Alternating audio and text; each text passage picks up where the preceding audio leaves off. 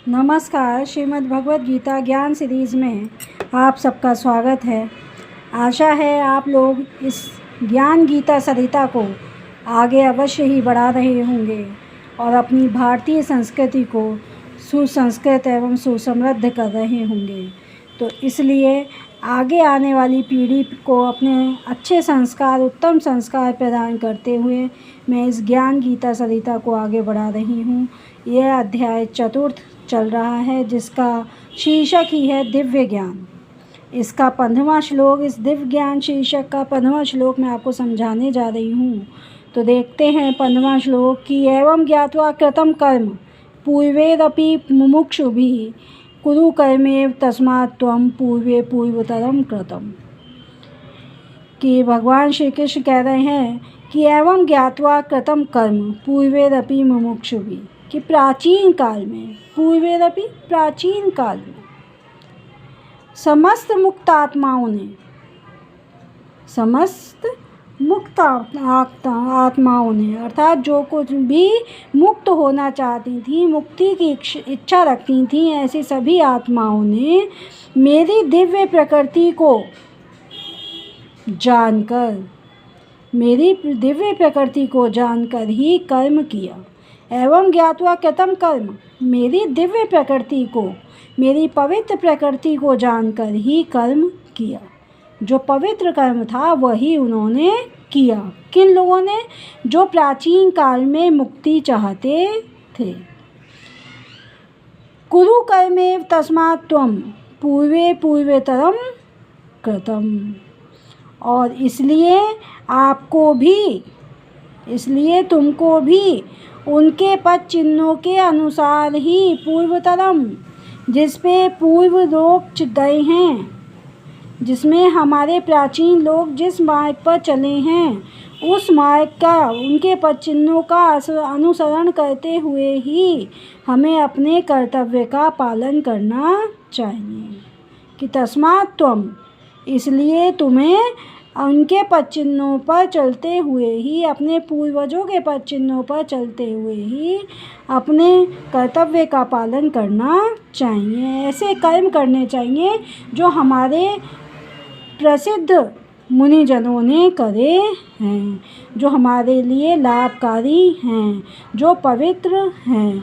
क्योंकि दो प्रकार के कर्म होते हैं, कुछ दूषित होते हैं और कुछ पवित्र होते हैं।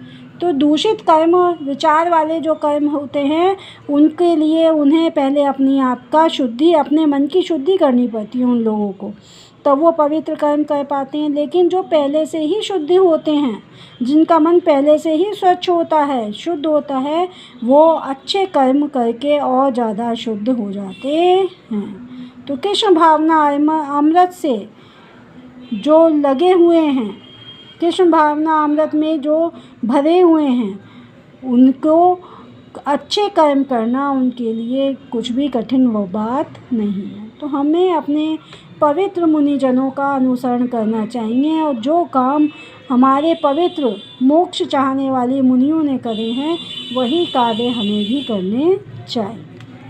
अब अगला देखते हैं हम, अगला श्लोक देखते हैं कि 16वां श्लोक है किम कर्मेति कवयो अप्यर्थ मोहिता। किम कर्मेति कवयो अप्यर्थ मोहिता तत्ते कर्म प्रवक्ष्यामि यत् ज्ञात्वा मोक्षसे अशुभात्। कि हमें कौन सा कर्म करना चाहिए, हमें कौन सा कर्म करना चाहिए, कि कर्म क्या है, किम कर्म, कर्म क्या है, और किम आकर्मेति, और अकर्म क्या है। हमें कौन सा कर्म करना चाहिए, कौन सा कर्म नहीं करना चाहिए, इसे निश्चित करने में कवयो अप्यर्थ मोहिता, इसे निश्चित करने में बुद्धिमान व्यक्ति भी मोहग्रस्त हो जाते हैं, मोहित हो जाते हैं कि क्या कर्म सही है और क्या कर्म गलत है, कौन सा कर्म पूर्णतया शुद्ध है, कौन सा कर्म पूर्णतया पवित्र है। तो ये निश्चित करने में जो हमारे पूर्वज हैं, बुद्धिमान से बुद्धिमान जो व्यक्ति हैं, वे भी मोहग्रस्त हो जाते हैं। तत्ते कर्म प्रवक्ष्यामि यद ज्ञात्वा मोक्षसे अशुभात्। अतएव मैं तुमको बताऊंगा, प्रवक्ष्यामि मैं तुमको बताऊंगा, मैं तुमको